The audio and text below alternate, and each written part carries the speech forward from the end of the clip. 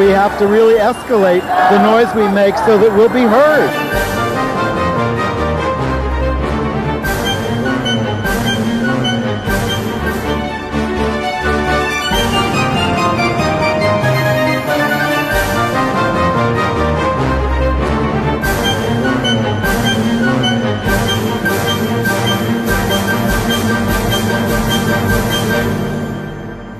Welcome to Gay USA. I'm Andy Humm. I'm Ann Northrup. And this week, we're going to take a long look at the record of George H.W. Bush on LGBT and AIDS issues.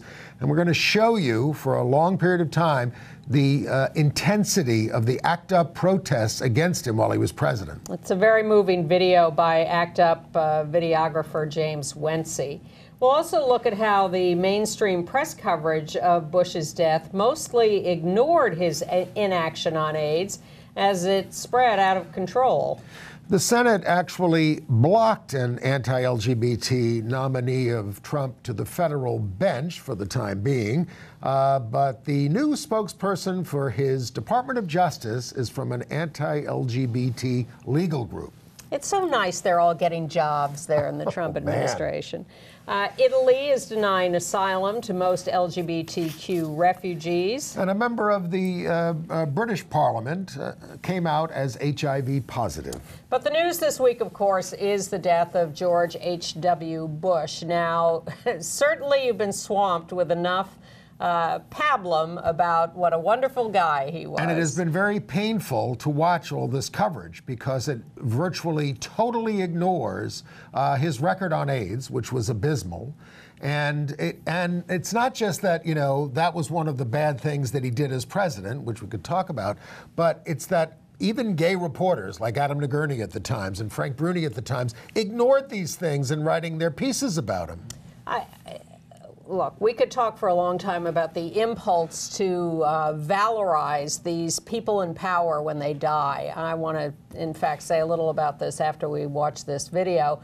But it is just astonishing, the homogenization of people's records. Well, all they want to talk about is his socks, his marriage, his letter writing, his hate of broccoli, his skydiving. I mean, it's just personality. This is how we ended up with... No, it's more than that. This is how we ended up with Trump. It's the end of the Cold War. It's well, but we can talk about all those things too in a more intelligent way, especially his war record. But we are I don't mean his record in World War II. I mean the wars that he perpetrated are just treated as great victories for the United States. And don't get me started on Clarence Thomas. But we feel a need to be honest about the fuller record. And George Bush was president at the height of the AIDS epidemic. And we're no fans of Reagan or Clinton on this either. And Bush was part of the Reagan administration. Absolutely. So for many years, he had a hand in what could have been a response to the AIDS epidemic and did virtually nothing. And in fact, did some bad things. So ACT UP was very angry at him for a long time, and we staged many, many, many demonstrations against him, showing our anger, but really begging, demanding that he do something to end the epidemic.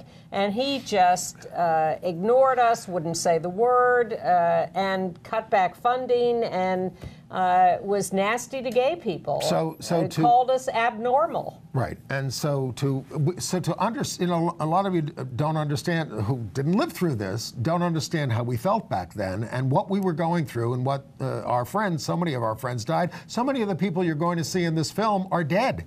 So not only is this an indictment of George Bush on AIDS issues and a little more broadly, it's also a lesson in how activists operate in an attempt to get the attention of the public as well as the people in power who are asking to do things differently.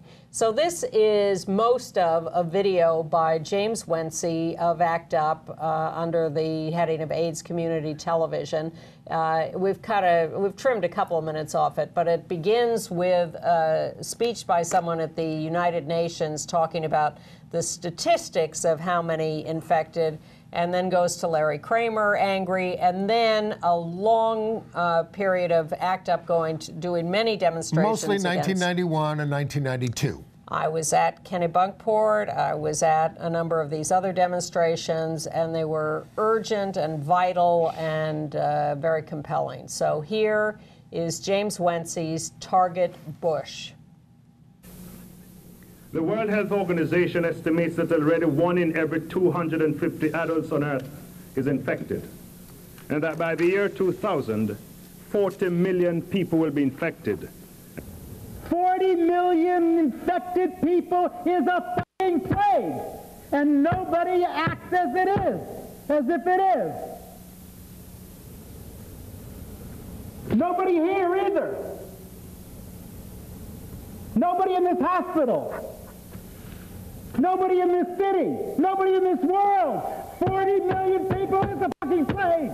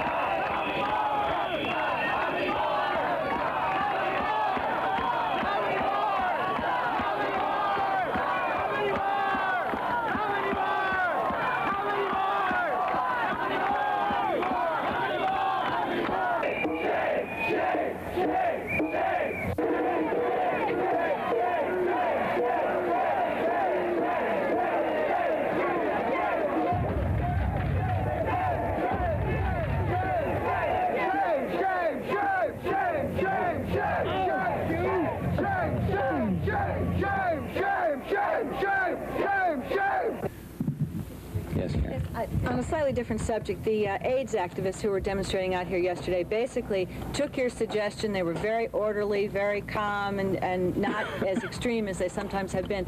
I wondered, did their message reach you at all, move you at all? Well, would you phrase the message for me? We're spending $4 billion a year on AIDS research. When you consider that on a per capita basis for compared to heart disease or cancer, it's an awful lot. It's far more. So what was the message?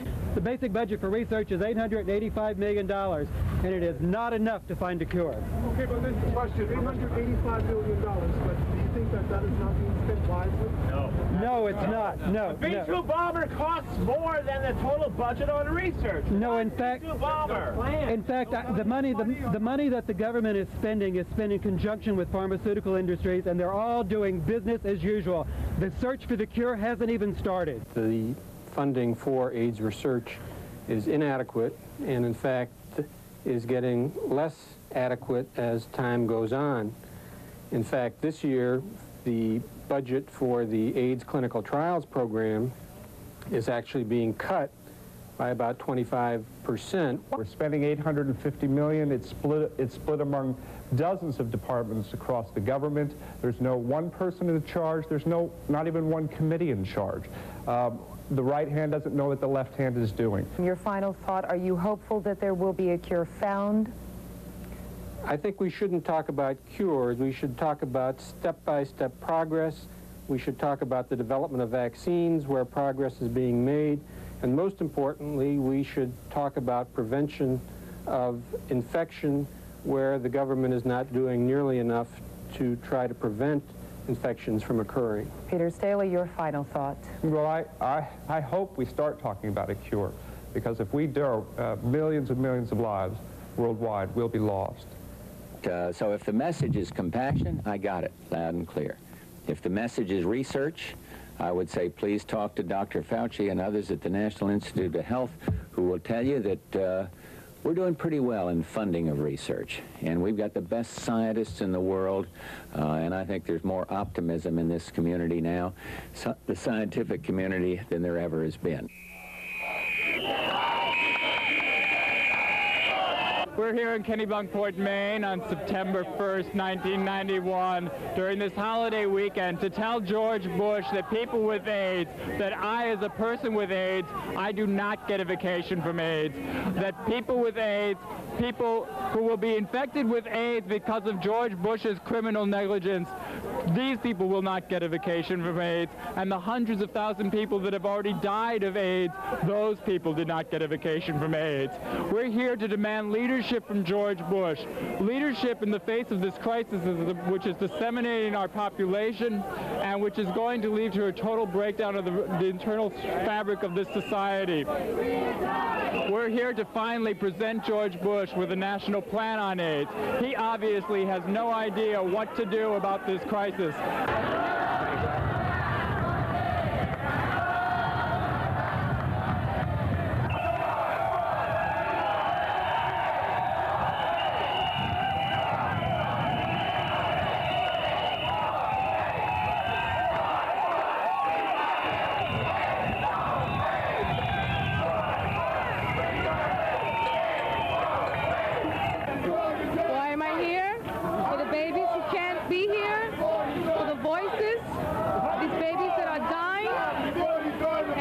He's not able to do anything about it. That's why I'm here. For the babies, they can't speak. They're not being heard. The government lacks funding for school-age children, and what's available right now is very limited, and there's lots of misinformation instead of good information. As I am here today is the general lack of funding. Dead addicts don't recover, and we're recovering addicts and realize the need for treatment on demand. And many of us right who are like recovering now are formerly people without housing who had a very difficult time accessing any kind of treatment and care otherwise except in an emergency room. From the shelter, it's very difficult for us to even know anything about any type of treatments for infections. And for a person without housing that's sleeping on the subways or on the streets in New York City, you have to make a decision between whether or not to take care of your infection, right, or find yourself a place to eat or get into a soup line. So we feel that there's a need for more supportive housing. Most of us who came out of prison were incarcerated and infected. We were released uninformed and infected into the population of people without housing. All right, so there was no treatment inside the prisons. Some of us who were in prison, right, when we had some condition like thrush, what we ended up getting was Malax. All right, so, you know, we want to see something change with that. You know, that's why we're here, too, making our voices heard.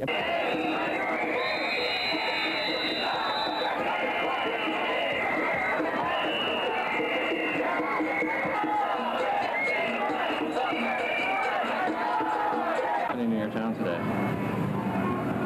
Well, I think it's really sad. I think it's sad what they're talking about. I think it's sad the message that they feel the need they have to get across to people. It's sad to watch so many people, you know, getting together for a cause that's so important. And what about what it does to Kennebunkport? What it does to Kennebunkport? Well, I think the only sign I found offensive was, you know, it says, "How's your vacation? We're dying to know." You know, I think that's a little offensive, you know, but I don't know. I think we're all handling it pretty well. It's okay. Yes. And what do you think about what's happened here today? I'd like to tell them to leave our president alone.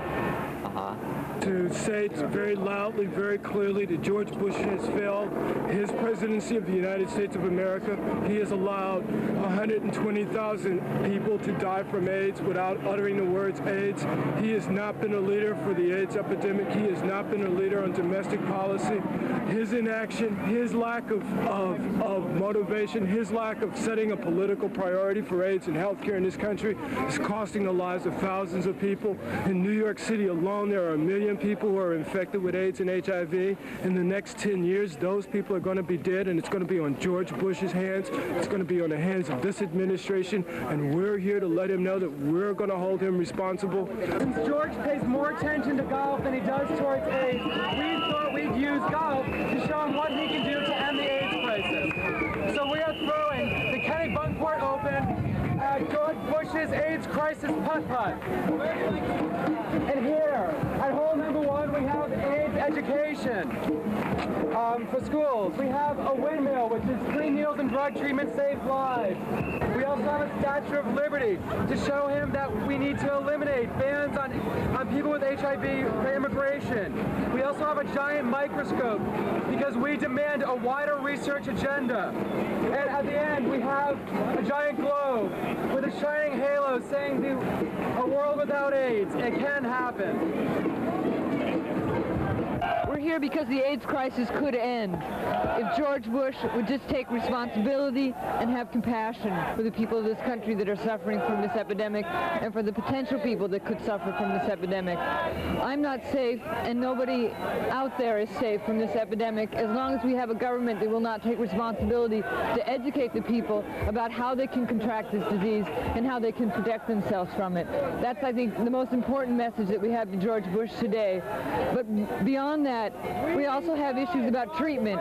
He absolutely must take a role of leadership in diversifying the treatment agenda so that we can find ways to deal with the many opportunistic infections as well as the primary infection with AIDS.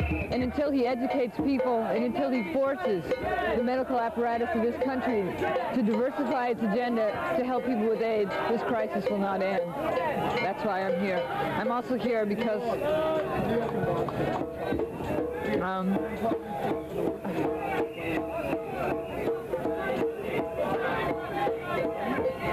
too many friends have died. Last April, my lover Warren died, and I was going to send his ashes to George Bush with a protest letter. And I talked with friends from New York who I felt like that was going to be real private, you know, like no one would know about it, and they suggested bringing it to the floor of ACT UP. They said they would personally support it, so they said, you know, when you're in New York, why don't you bring it to the group? So I presented it as a next step in the activism. I mean, lots of people have been talking about if they die, having their bodies used in a political funeral. I think the quilt itself does good stuff and is moving. Still, it's like making something beautiful out of the epidemic. And I felt like doing something like this is a way of showing there's nothing beautiful about it. You know, this is what I'm left with. I've got a box full of ashes and bone chips. You know, there's no beauty in that. And I felt like a statement like this, throwing these on the White House lawn.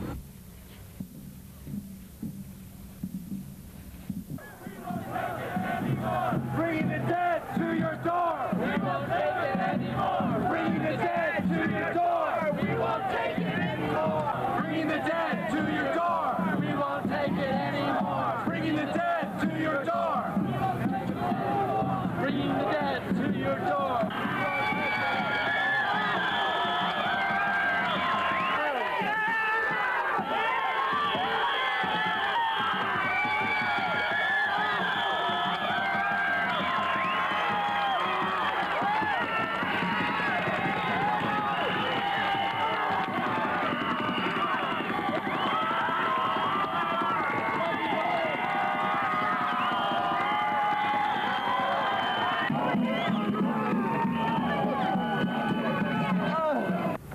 I think the Ashes action was very scary because it was uncharted territory. We hadn't, you know, taken as dramatic a political step, and the fact that it was the first political funeral that we were aware of directed at the White House, certainly the first related to the genocide of people with AIDS.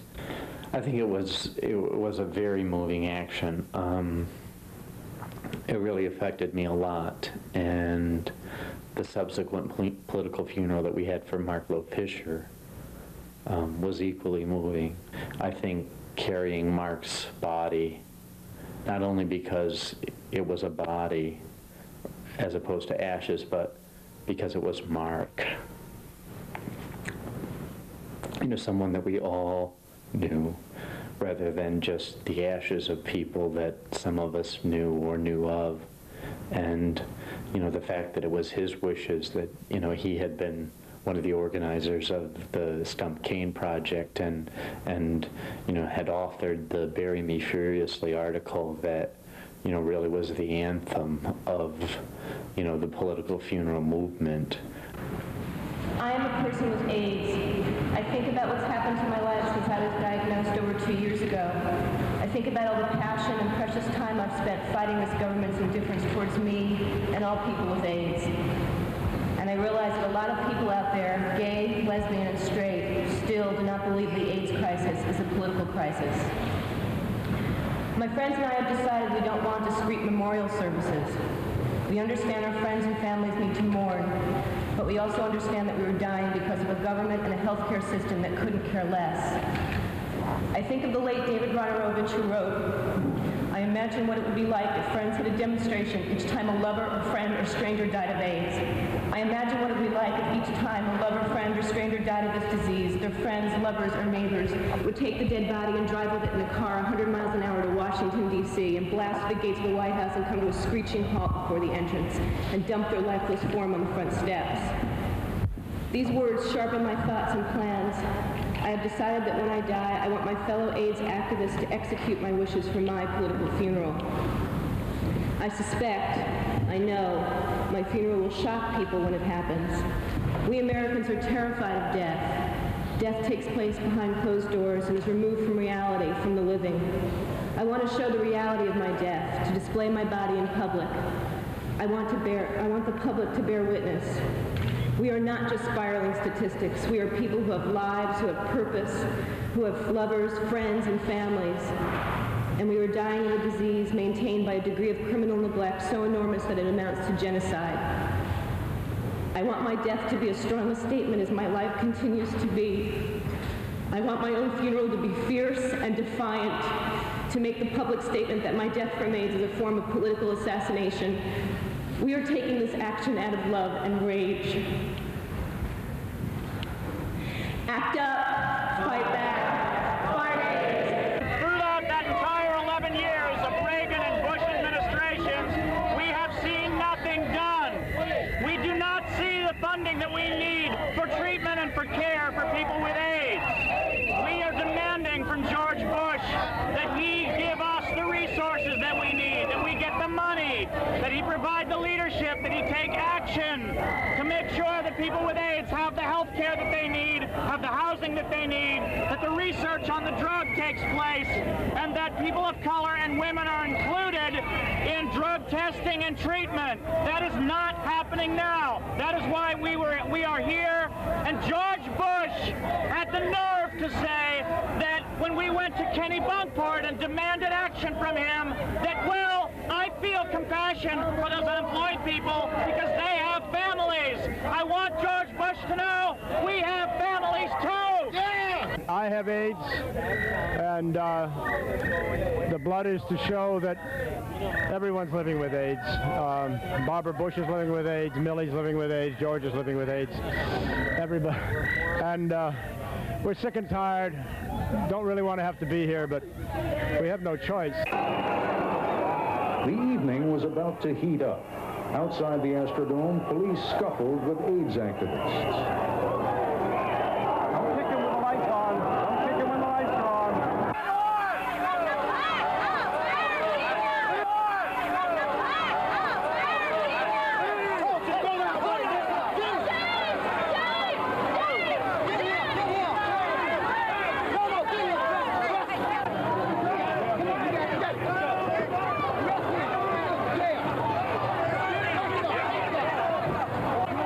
Seen it here at this convention.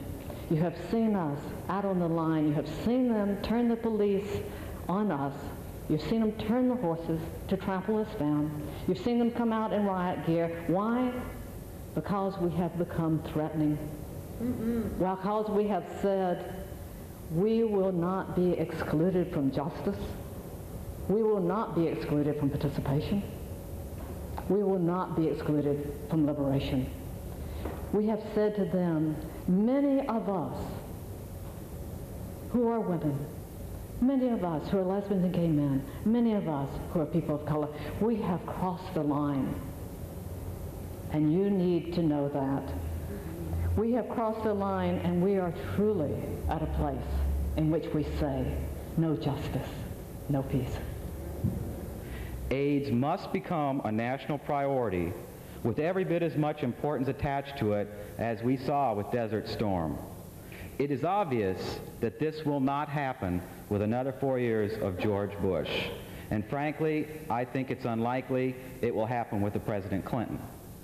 The key to making these issues important to national leaders is our ability to disrupt the status quo and making the anger associated with not dealing with AIDS more threatening to the fabric of society than the disease itself. The August 17th riot associated with the ACT UP march at the Republican National Convention in Houston can be a beginning. ACT UP did provoke the police and defiantly said, we can no longer accept genocide as an answer to AIDS. No group of people has ever won their freedom or civil rights at the ballot box. It has never happened, and there is no reason to believe it ever will. The civil rights legislation of the 1960s was always preceded by riots and activities that tore at the heart of American society. I think the time for passive action is over. I think the time for lobbying is over. I think the time for leather writing is over. I think it's time to fill up the jails and get really angry and scare these people a little bit. Mr. President, yesterday tens of thousands of people paraded past the White House to demonstrate their concern about the disease AIDS. A celebrated member of your commission, Magic Johnson, quit saying that there was too much inaction. Where is this widespread feeling coming from that your administration is not doing enough about AIDS? Coming from the political process, we have increased our funding for AIDS. We've doubled it on research and on every other aspect of it. My request for this year was $4.9 billion for AIDS, 10 times as much per AIDS victim as per cancer victim. I think that we're showing the proper compassion and concern. So I can't tell you where it's coming from, but I am very much concerned about AIDS, and I believe that we've got the best researchers in the world out there at NIH working the problem. We're funding them. I wish there was more money, but we're funding them far more than any time in the past, and we're going to keep on doing that. I don't know, I was a little disappointed in Magic because he came to me and I said, now if you see something we're not doing, get a hold of me, call me, let me know. He went to one meeting, and then we heard that he was stepping down. So he's been replaced by Mary Fisher, who electrified the Republican convention by talking about the compassion and the concern that we feel. It was a beautiful moment, and I think she'll do a first-class job on that commission. So I think the appeal is, yes, we care. And the other thing is, part of AIDS, it's one of the few diseases where behavior matters. And I once called on somebody, well, change your behavior. If the behavior you're using prone to cause AIDS, change the behavior. Next thing I know, one of these ACT UP groups is out saying, Bush ought to change his behavior. You can't talk about it rationally. That the extremes are hurting the AIDS cause. To go into a Catholic Mass in a beautiful cathedral in New York under the cause of helping in AIDS and start throwing condoms around in the Mass, I'm sorry, I think it sets back the cause. We cannot move to the extreme. We've got to care. We've got to continue everything we can at the federal and the local level. Barbara, I think, is doing a superb job in destroying the myth about AIDS. And all of us are in this fight together. All of us care. Do not go to the extreme. In a recent press conference restricted to reporters who write about religious matters, President Bush denounced ACT UP. He called us outrageous and counterproductive. He said, "It is an excess of free speech to resort to some of the tactics these people use."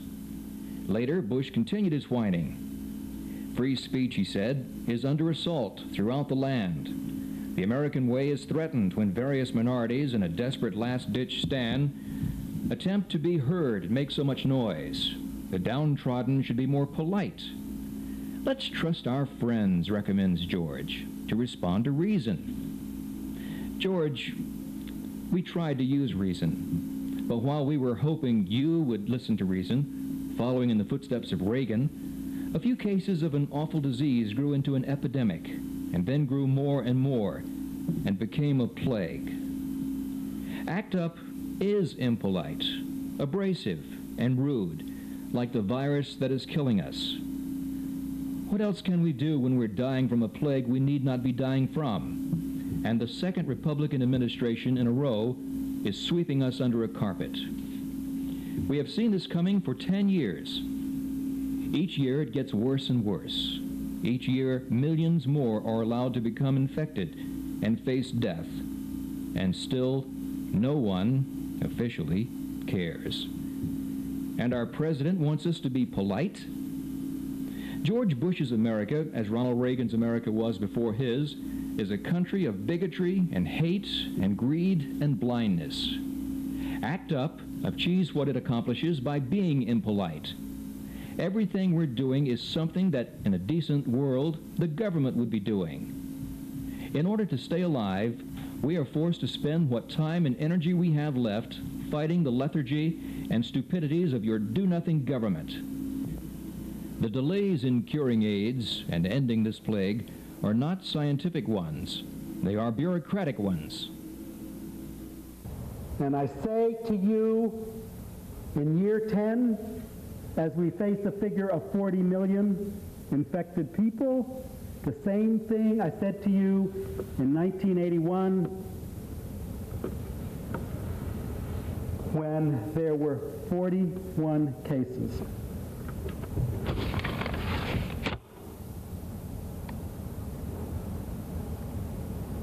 Until we get our acts together, all of us, and until we learn to plug in with each other and fight and make this president listen, we are as good as dead. And that was the late 80s and early 90s, fighting the AIDS epidemic and fighting President George H.W. Bush. Again, thank you to James Wency of AIDS Community Television for that really stunning video. And one of the messages that I hope we all got is that, you know, we're all very happy that we had a little progress in the election, but it's not just about elections. You've got to be on the streets, you've got to be activists, and the intensity of that was tremendous. Look, there you saw little references to it there. George Bush was asked what he would do if a grandchild of his was gay. He said, I'd put my arm around him, I'd tell him I love him, and I'd tell him, you're not normal. Yep. Don't go out and push that as normal. No. He supported keeping people with HIV out of the country. His campaign ran the Willie Horton ad. He gave us Clarence Thomas. His 1992 convention, one of the reasons he lost the election to Bill Clinton was because they were running a hate fest, an anti-gay, anti-woman, anti-abortion hate fest in Houston with Pat Buchanan and Pat Robertson, who he had beaten in the primaries eventually. And you know, he couldn't keep that under control. People give him credit for signing the Ryan White Care Act, but that was put forward by a Democratic Congress. He had really no choice, and it was named not after a gay man with HIV. It was named after, you know, one of his innocent victims. Right, and it wasn't his legislation. Neither was the Americans with Disabilities Act, which he did sign. That was Tom Harkin and Ted Kennedy and all those And he pardoned all the Iran-Contra people. And so that he would not face charges himself of what he did during. I mean, it's very similar to Trump. We wanted a hate crimes act with prosecution. He demanded that it just be statistics. He called Jesse Helms a man of integrity. And met with Jesse Helms when the International AIDS Conference was going on. Now, so here we have this funeral and all these encomiums to George H.W. Bush, and I've been watching this to the extent I could stomach it, which is not much. I have to keep turning it off.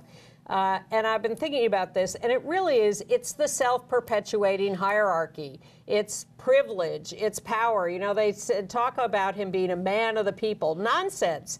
He was, I mean, look how he talks about people with AIDS and gay people. Look, he became president and goes off and works for the position. The Carlyle Group, which is, you know, just exploiting his office. It is so sickening to see this just, you know, cathedral full of people with privilege patting each other on the back about how wonderful they are with all the stuff that's going on in this country and the world, and they're just so pleased to be able to sit there and say nice things about each other. And frankly, it's stomach-turning. So We have a couple of other pictures. Urvashi Vad was a hero in confronting George Bush at the AIDS conference. She was invited as the head of the National Gay and Lesbian Task Force to be at this, and she used her opportunity to confront him verbally and with this sign: "Talk is cheap. AIDS funding is not." And people say, "Oh, how could you do that?" Well, that's what we need to do. Because he really wasn't talking about it. And also, he talked about those AIDS activists out there. That was the 3rd International AIDS Conference, and it was the Lavender Hill mob. He was vice president then, and he was confronted. There's our associate producer, Bill Ballman, and Marty Robinson, and who was it? Who else is up there? Henry Yeager. Yeah, Henry Yeager. I was in the back with David Straw from this show covering that, and we started booing as well, and we were photographed doing that by the news cameras. Yeah. So... Because he wasn't, he was representing the United States, and he wasn't doing what needed to be done. People dying by the thousands, and he lied about the funding, and he slashed funding instead, and he wouldn't deal with it, and he wouldn't, all this talk about how compassionate he was. Did you see any compassion there? No. No, and he did say he was more concerned about people who were unemployed rather than people who were dying of a raging epidemic. Right.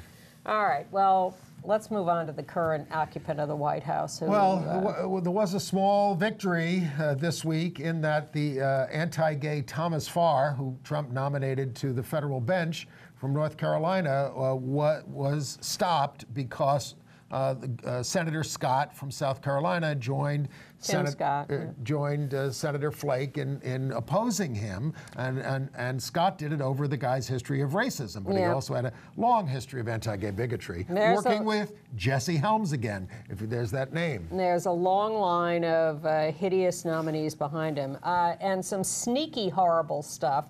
We had told you that the revised NAFTA, the U.S., Mexico, Canada trade agreement, had a provision put in by Canada that had a non-discrimination for sexual orientation and gender identity provision to protect workers covered by this agreement. Well, and we were watching it very carefully because the right wing in the U.S. Congress wanted that out of there. Right. So it turns out that Bush found a way to get it out of there. Not Bush, Trump. Sorry, Trump, thank you. Okay. Not by taking it out, but by putting a little asterisk and a footnote that says the U.S. policies already protect people enough so they don't have to be applied to these workers. Well, and they also added into this agreement the provisions that were in the Trans-Pacific Partnership Agreement that we so hated and that made us glad the TPP was canceled, which is all the propping up of the pharmaceutical companies and their high pricing. We just had a picture of the leaders up there. Maybe put it up again. Justin Trudeau did not stand by us in this fight. No, he didn't. But he marches in pride parades, but when it came push came to shove, he let it go. Look, I'm happy to condemn that, but let's talk about the real villains here, and that is Trump and his United States of America are the real villains here. Exactly right.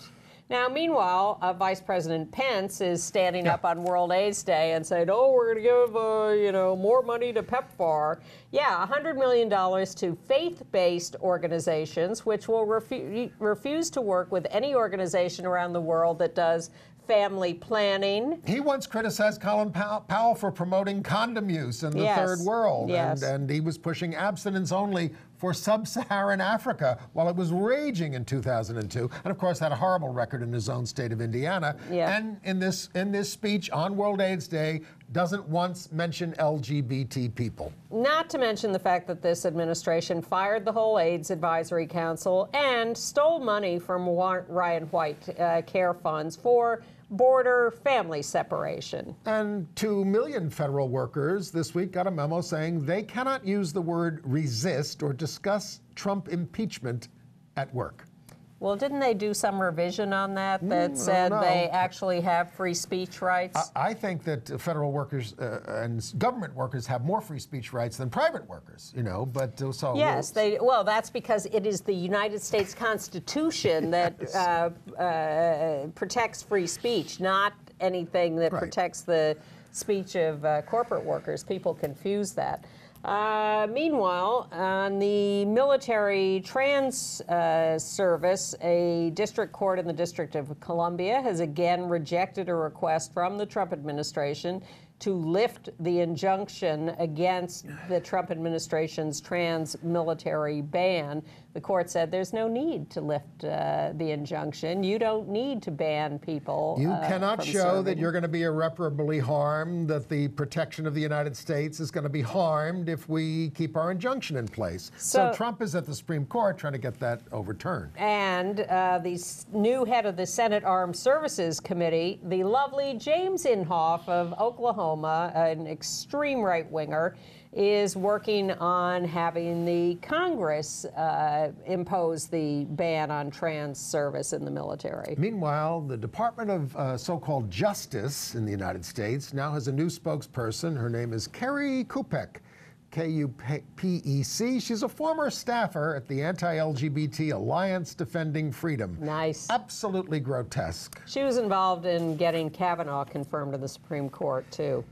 And our favorite Quislings, Bill White and Brian Urie. Yep. Is that how we pronounce it? E-U-R-E. Yeah. Prominent gay couple. Well, they had supported the Clintons, and on election night, they went over to Trump headquarters because they didn't want to be around the misery. They were around the misery. They went to Trump headquarters. It was a horrible article in the Times, sort of, talking about them and their hatefulness, really. Yes.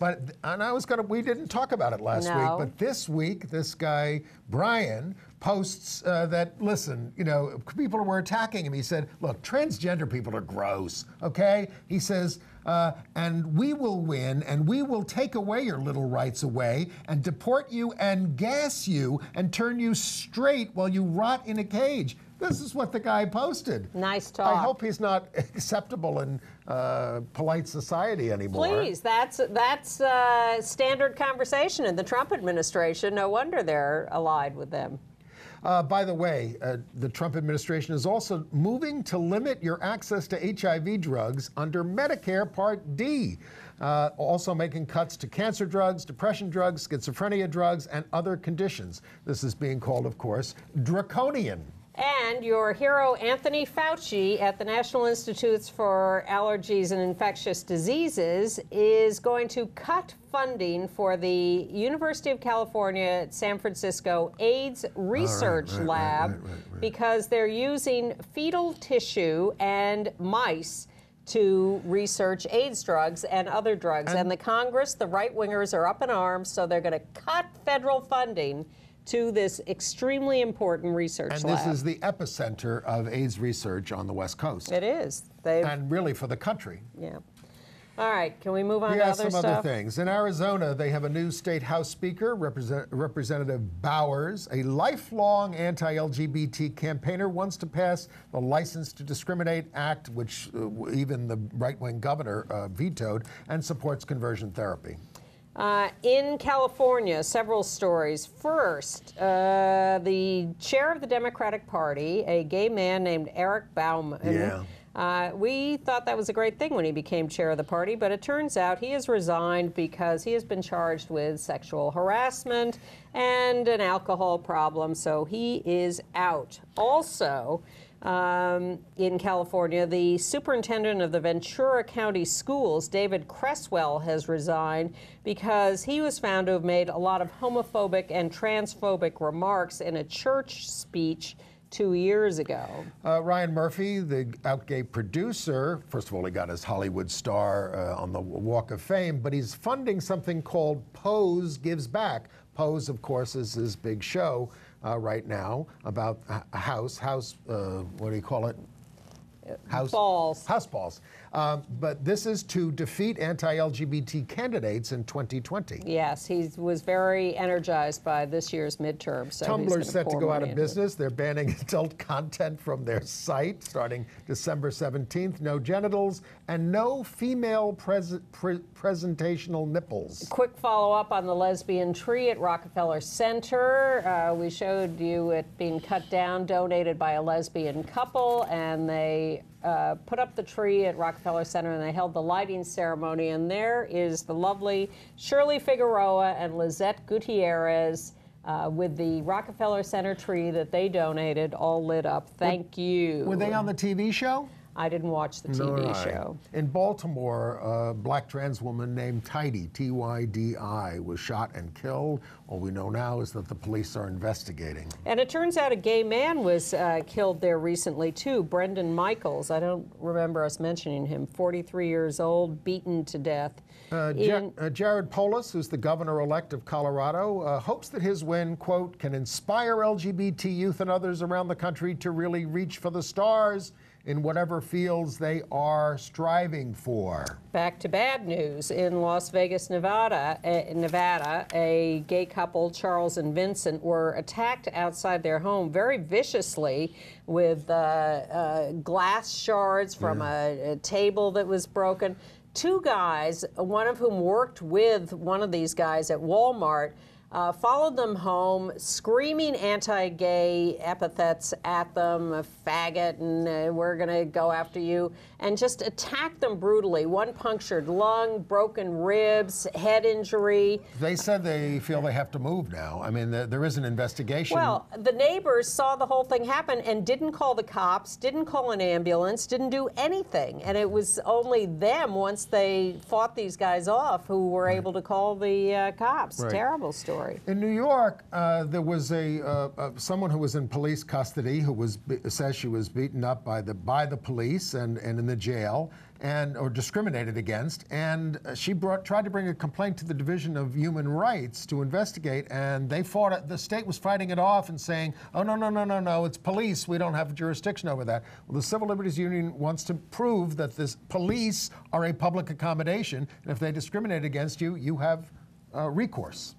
In Minnesota, at Osseo Senior High School, a trans student was in the bathroom, a trans woman going to the bathroom in a bathroom stall, and the authorities from the school came in and forced the door open to tell her to get out of the bathroom. She's sitting on the toilet. People are absolutely unhinged about this stuff.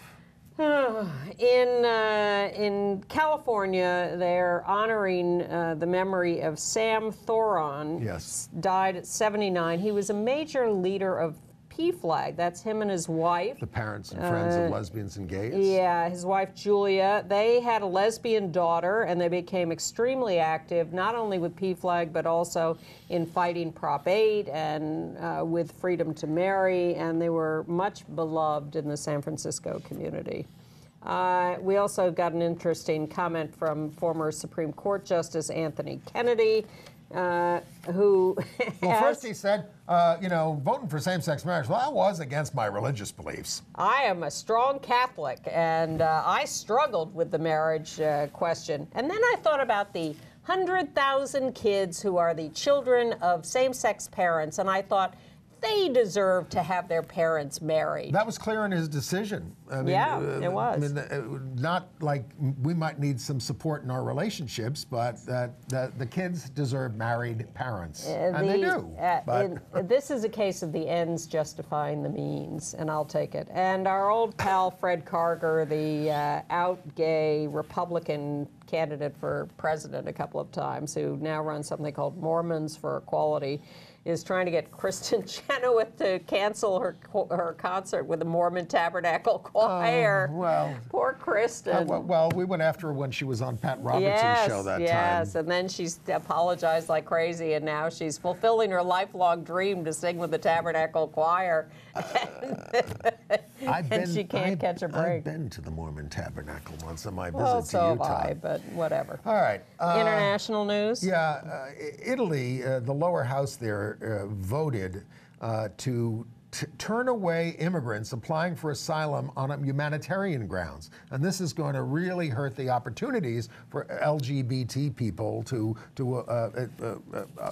succeed in getting any kind of asylum. Well, it's going to impact 20,000 immigrants who receive such protection.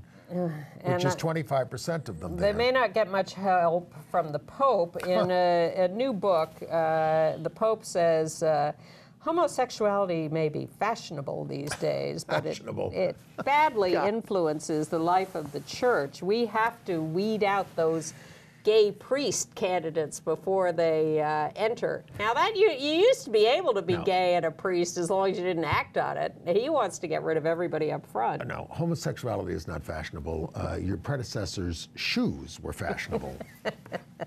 All right, international marriage news. In Taiwan, the premier says she will write a new separate law that, as opposed to just amending the marriage law. This is not making activists in Taiwan happy because the Constitutional Court said we need marriage. And the Judicial Secretary General announced that the passage of the anti-gay referenda, which we reported on extensively, cannot override the Constitutional Court's 2017 ruling that you've got to have same-sex marriage. I suspect this will end up back in court. Meanwhile, after the referenda, which all went against us, calls to the LGBTQ hotline are up 40%. And in Hong Kong, the Legislative Council rejected a motion from a gay member of the council to at least study moving towards same-sex marriage. In Alberta, Canada, a lesbian couple is filing a complaint with the Human Rights Commission because they were forced out of their jobs with the Emergency Services Department because people were offended that they were married and referred to each other as wife. And they got so gay bashed that they had to leave their jobs. So now they're filing a human rights complaint. And in Brazil, gay couples are trying to marry fast because of the new right-wing president. They're worried that he's going to take their rights away. And in South Africa, under a new bill that's been proposed, the Home Affairs offices would be required to officiate same-sex marriages and civil unions. It's a little confusing about what's going on there. Now, most of them refuse because they're allowed to. So this will put new pressure on them. And in Russia, in Yekaterinburg, I'm sure I'm mulling that, they held a high school drawing competition on tolerance.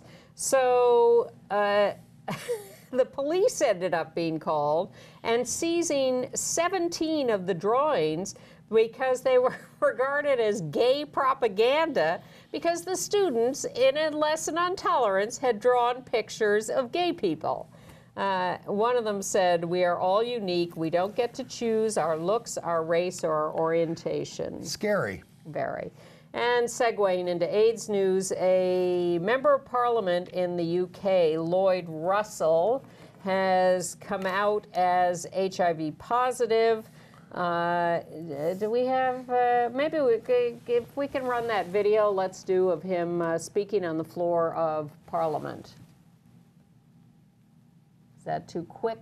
We told the positive man, but because I've been taking the right medication for several years, I am what the NHS calls HIV positive undetectable. That means not only can you not detect HIV in my system, so I don't get sick, it means that I can't transmit HIV to someone else. Next year, I will be marking an anniversary of my own. 10 years since I became HIV positive. It has been a long journey, from the fear of acceptance and today, hopefully, advocacy. It is safer to have sex with someone who is HIV positive undetectable than to have sex with someone that doesn't know their status. Because undetectable equals untransmittable. It is with a genuine ask that we begin to think, talk and act differently when it comes to HIV. No person diagnosed with HIV today should feel any less able to thrive and enjoy life than anyone else because of their status. And in our own country, and in New York City, in fact, you know that the Speaker of our City Council, Cory Johnson, is not only out gay, but out as HIV positive.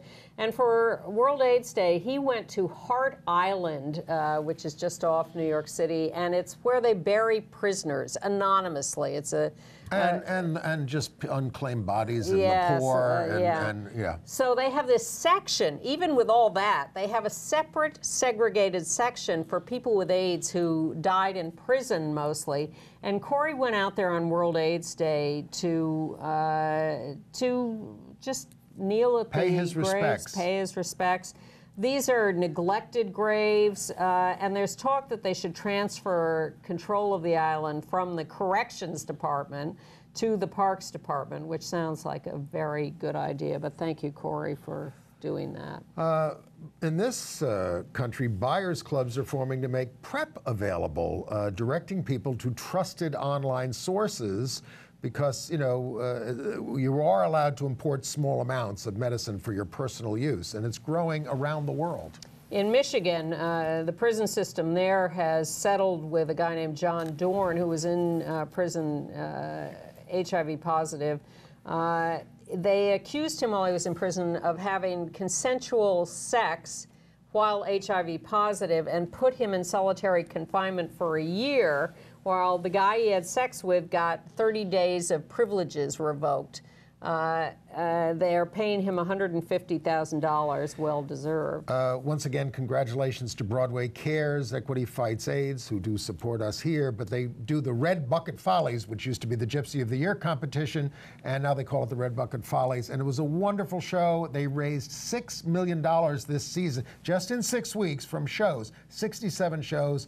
There's no people like show people. In Canada, the Attorney General is going to issue a directive no prosecuting undetectable HIV-positive people who have sex and no prosecuting HIV-positive people who are practicing safe sex. In New York State, new infections down again for several years in a row.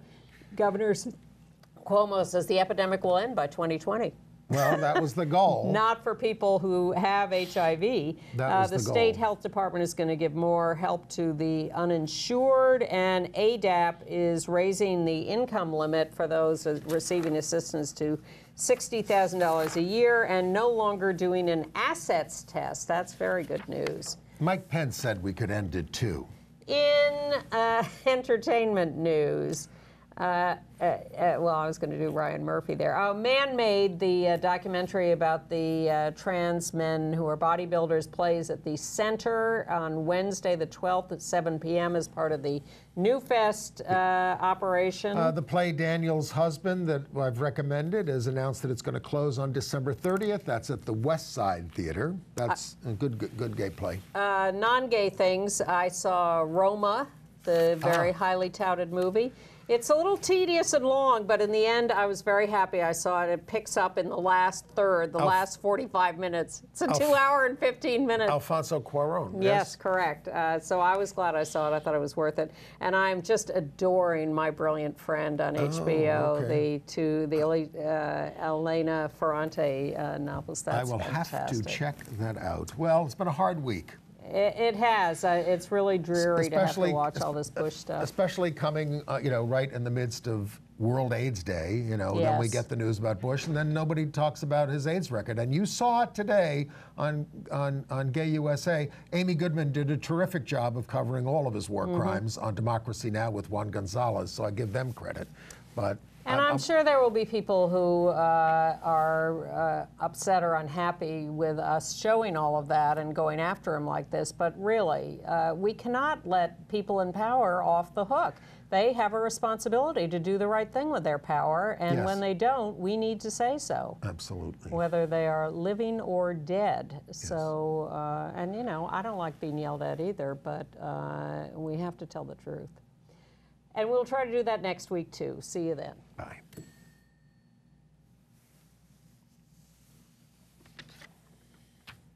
So let's see what we missed, and then we can put it in the promo.